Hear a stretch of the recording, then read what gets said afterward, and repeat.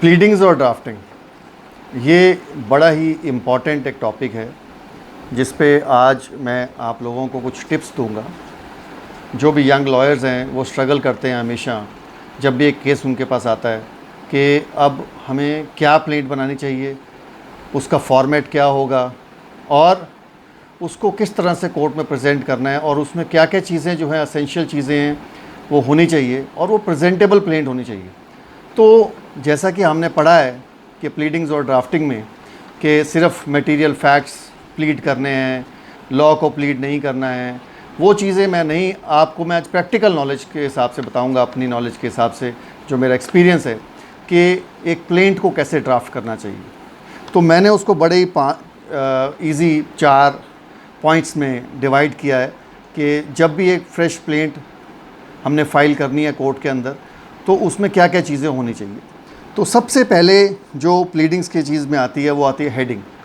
जब भी हम एक केस तैयार करते हैं तो उसमें सबसे इम्पॉर्टेंट चीज़ होती है कि हमें पहले ऊपर हेडिंग देखनी है। हेडिंग में क्या, सबसे ऊपर कोर्ट का नाम आएगा, in the court of so and so. As far as Delhi is concerned, यहाँ पे जो हम प्लेंट एक प्रेजेंट करते हैं वो सीनियर सिविल जज के पास भी जाती है, वो डिस्ट्रिक्ट जज के पास भी फ़ाइल होती है और वो हाई कोर्ट में भी फ़ाइल हो सकती है। अब हमें देखना ये है कि उसका क्या क्राइटेरिया होगा, वो भी मैं आपसे डिस्कस करूँगा जब मैं बॉडी ऑफ प्लेंट की बात करूँगा, क्योंकि वहाँ पे हम ये बताएंगे आपको कि वो जुरिस्डिक्शन किस हिसाब से डिसाइड होती है और कौन से जज के पास जाती है। तो ऊपर पहले कोर्ट का नाम आएगा, उसके बाद फिर पार्टीज़ का नाम आता है कि in the matter of so and so, पहले प्लेंटिफ का नाम, प्लेंटिफ की पेरेंटेज और उसका एड्रेस। आजकल कोर्ट ने मोबाइल नंबर और ईमेल एड्रेस भी जो है ज़रूरी कर दिया है कि किन्हीं कंडीशंस में। हाई कोर्ट में तो वो जो है बहुत ज़रूरी है, मैंडेटरी आजकल फ़ाइल करना, उसके बिना वो उसको एंटरटेन नहीं करते हैं। पर डिस्ट्रिक्ट कोर्ट्स में अभी ये इतना मैंडेटरी नहीं है, पर आप वो भी डिटेल्स दे सकते हो। और फिर वर्सेस जो डिफेंडेंट का नाम या डिफेंडेंट्स, अगर उसमें एक से ज़्यादा डिफेंडेंट्स हैं तो आप उन डिफेंडेंट्स का नाम लिखेंगे। अब वो केस में डिफेंडेंट्स कौन होंगे ये भी एक बड़ा इंपॉर्टेंट फैक्टर है। ये बहुत चीज़ जो है हमें ध्यान में रखनी है कि डिफेंडेंट केस में वही होता है जिससे हम कुछ रिलीफ क्लेम कर रहे हो। तो सबसे इम्पॉर्टेंट फैक्टर ये है कि हमें ये पता होना चाहिए कि इस केस के अंदर हमने क्या रिलीफ क्लेम करना है, किससे रिलीफ क्लेम करना है। जिससे हम रिलीफ क्लेम कर रहे हैं, जिसके अगेंस्ट हम रिलीफ क्लेम कर रहे हैं, उसको हमें पार्टी बनाना पड़ेगा। हाँ, इसमें एक दो चीज़ें और ध्यान में रखनी होती है। कई बार हम कई पार्टीज़ को परफॉर्मा पार्टी बनाते हैं और आपने सुना होगा एक कॉन्सेप्ट है नेसेसरी पार्टी और प्रॉपर पार्टी का भी। अब नेसेसरी पार्टी और प्रॉपर पार्टी क्या होता है ये भी हमें पता होना चाहिए। नेसेसरी पार्टी लाइक आप ये समझें कि मैं एक सूट डाल रहा हूँ अपने किसी पड़ोसी के अगेंस्ट, या कोई अनऑथराइज कंस्ट्रक्शन कर रहा है कहीं जगह पे, तो मैं उसके अगेंस्ट कोई कंप्लेंट डाल रहा हूँ। तो वहाँ पे जो है मैं रिलीफ तो क्लेम कर रहा हूँ कि हाँ भाई इसके अगेंस्ट इसकी डिमोलिशन की जाए, इसकी कंस्ट्रक्शन अनऑथराइज्ड है या ये बाय लॉज फॉलो नहीं किए, सैंक्शन प्लान नहीं है, कुछ नहीं है। तो उन कंडीशंस में एमसीडी जो होती है वो एक नेसेसरी पार्टी होती है। क्योंकि नेसेसरी पार्टी एमसीडी, क्योंकि कोर्ट क्या होता है कि जब वो केस को एडजुडिकेट करेगा, डिसाइड करेगा, तो वो साथ में ही एमसीडी को डायरेक्शन देगा जब हमने उसको पार्टी बनाया होगा। तो अगर हमने पार्टी नहीं बनाया होगा तो हमारा सूट वहीं पे फेल हो जाएगा।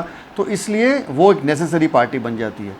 एक और एग्जांपल आपको देता हूँ कि जैसे एक डिस्प्यूट है रिगार्डिंग टाइटल। जब टाइटल डिस्प्यूट होता है तो टाइटल डिस्प्यूट में जब मैं डिस्प्यूट कर रहा हूँ that the other party is also having a similar set of documents, but those documents are not valid documents, they are ab initio null and void documents, and वो bogus document हैं या forge and fabricated documents हैं। तो उन conditions में advisable ये है कि जहाँ पे वो डॉक्यूमेंट रजिस्टर हुए हैं, लेट अस से एक प्रॉपर्टी के 2 बार डॉक्यूमेंट रजिस्टर हो गए, लॉ ये कहता है प्रायोरिटी ऑफ राइट्स के जिसके डॉक्यूमेंट्स पहले रजिस्टर हुए हैं तो वो ओनर कहलाया जाएगा उस प्रॉपर्टी का। तो अगर वो प्रायोरिटी ऑफ राइट के हिसाब से मैं देखता हूँ उसके डॉक्यूमेंट्स डिफेंडेंट के सब्सिक्वेंट हैं, तो मैं सब रजिस्ट्रार को भी पार्टी बनाऊंगा। और सब रजिस्ट्रार को मैं इसलिए पार्टी बनाऊंगा ताकि सब रजिस्ट्रार को जब मैं इंटरिम रिलीफ क्लेम करूंगा कि भाई इस डॉक्यूमेंट जो डिफेंडेंट के पास है इससे वो कि थर्ड पार्टी इंटरेस्ट ना क्रिएट कर दे सूट के दौरान, तो सब रजिस्ट्रार को भी डायरेक्शन चली जाएगी। और जब वो लास्टली फाइनली केस एडजुडिकेट होगा कि भाई इसके डॉक्यूमेंट डिक्लेयर किए जाए नल एंड वॉइड हैं, तब भी सब रजिस्ट्रार को एक डायरेक्शन कोर्ट दे सकता है कि भाई इनके डॉक्यूमेंट जो फला तारीख को रजिस्टर हुए थे उनको डिक्लेयर किया जाए नल एंड वॉइड, तो सब रजिस्ट्रार उनको कैंसिल कर देगा। सो ये तो हुआ कॉन्सेप्ट कि भाई मैंने उस पार्टी में उस केस में किन किन लोगों को पार्टी बनाना है, किन किन लोगों को डिफेंडेंट बनाना है। परफॉर्मा पार्टी वो है जिसके अगेंस्ट मैं कोई रिलीफ नहीं क्लेम कर रहा हूँ, पर पार्टी मुझे बनाना उसको ज़रूरी है, तो उसको मैं परफॉर्मा पार्टी भी कोर्ट में बना सकता हूँ किसी केस में। अब सेकेंड चीज़ आ गई बॉडी ऑफ द प्लेंट। पहला हो गया हेडिंग। हेडिंग क्या देना है?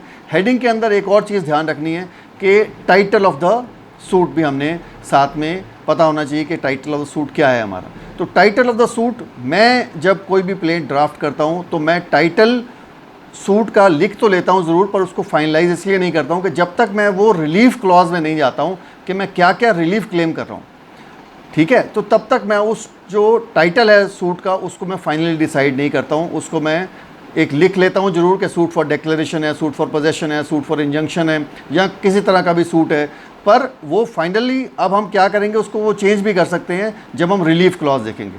तो मैं जो रिलीफ कोर्ट से मांग रहा हूँ 1 2 3 4 जो भी रिलीफ मांग रहा हूँ वो सारे के सारे रिलीफ जो हैं वो मैं अपने टाइटल ऑफ द प्लेंट में लिख दूंगा, ताकि कोर्ट में जब वो मैं प्लेंट प्रेजेंट करूँ तो कोर्ट को टाइटल से ही पता लग जाए कि ये सूट किस लिए फाइल किया गया है और इसमें क्या डिस्प्यूट है। ठीक है, तो ये तो हो गया पहला हमारा हेडिंग के लिए। अब सेकंड आता है बॉडी ऑफ द प्लेंट। अब प्लेंट को कैसे ड्राफ्ट करना है, ये बहुत ही एक जो है मैं कहता हूँ मुश्किल भी है टास्क और बहुत आसान भी टास्क है। आसान इसलिए कि एक बार आपको ये पता लग जाए कि इसमें क्या चीज़ें हमें पहले लिखनी है और कैसे कैसे प्लीड करना है, तो ये आपको मुश्किल आपकी बहुत आसान हो जाएगी। यंग लॉयर्स बहुत से मैंने देखे हैं जो क्या करते हैं कि कोई भी केस आया तो भाई सिमिलर कोई आपने केस फाइल किया है तो आपसे वो मांगेंगे उसकी प्लीडिंग्स दे दीजिए। अगर डाइवोर्स केस है तो आपने कोई डाइवोर्स फाइल किया है वो मैं उसी हिसाब से बना दूंगा, पर ये कई बार बड़ा हार्मफुल हो जाता है बिकॉज हर केस के फैक्ट्स पिक्यूलियर होते हैं और डिफरेंट होते हैं।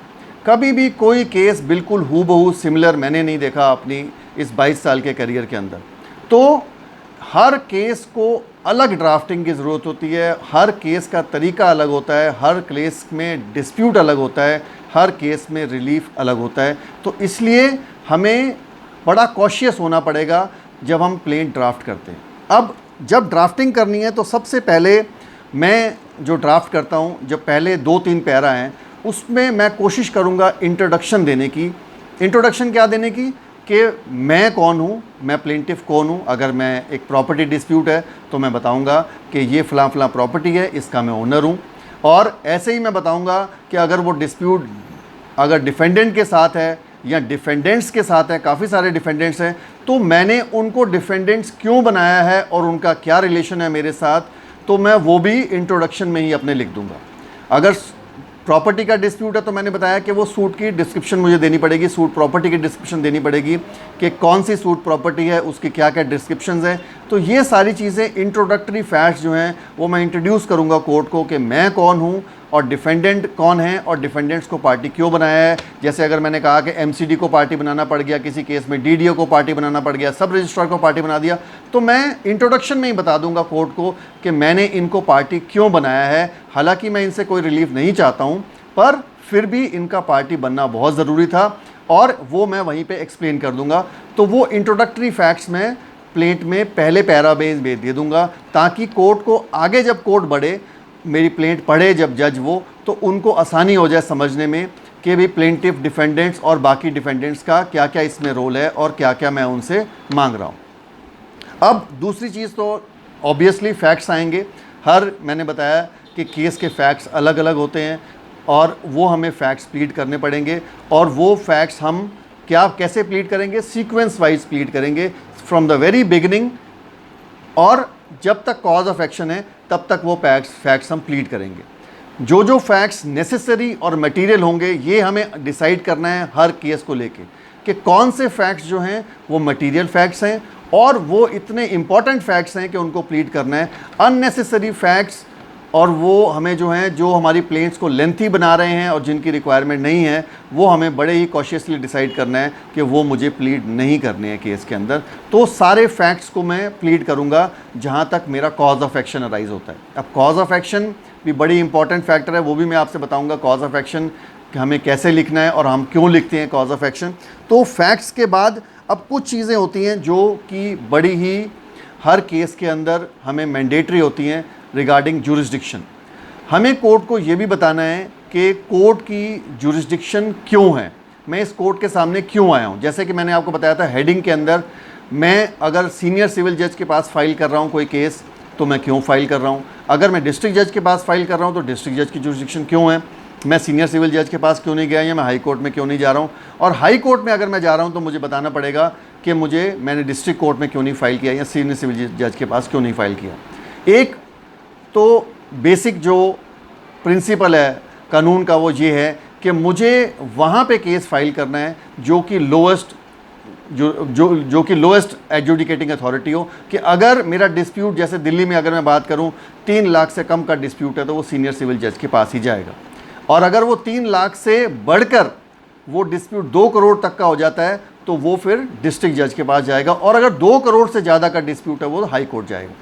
तो मुझे जो लोअर कोर्ट है वहाँ से स्टार्ट करना है, और जैसे कि हमारे दिल्ली के अंदर डिस्ट्रिक्ट डिवाइडेड हैं, अलग अलग डिस्ट्रिक्ट कोर्ट्स डिवाइडेड हैं, डिस्ट्रिक्ट्स में बटा हुआ है, तो मुझे 2 तरह से डिसाइड करना है, एक पिक्यूनरी जुरिस्डिक्शन और दूसरा टेरिटोरियल जुरिस्डिक्शन, कि कौन से कोर्ट की टेरिटोरियल जुरिस्डिक्शन है कि जहाँ पे ये मुझे सूट फाइल करना है। क्या ये मेरा केस साकेत डिस्ट्रिक्ट कोर्ट में फाइल होगा, रोहिणी में फाइल होगा, द्वारका में फाइल होगा, तो ये मुझे डिसाइड करना है with regard to the territory कि किस टेरिटोरियल जुरिस्डिक्शन में पड़ता है। टेरिटोरियल जुरिस्डिक्शन सिविल सीपीसी में बड़ा आसान दिखाया हुआ है कि वो डिफेंडेंट जहाँ पे रहता है वहाँ पे भी फाइल कर सकता हूँ, जहाँ पे कॉज ऑफ एक्शन हुआ है, जहाँ पे सूट प्रॉपर्टी है, तो वो मैं चीज़ें डिस्कस नहीं करूँगा जो ऑलरेडी बुक में लिखी हुई हैं। तो वो मुझे जुरिस्डिक्शन उसमें कोर्ट को एक्सप्लेन कर देनी है ताकि कोर्ट को कोई डिफ़िकल्टी ना हो ये समझने में कि ये केस मेरे पास क्यों फाइल किया गया है।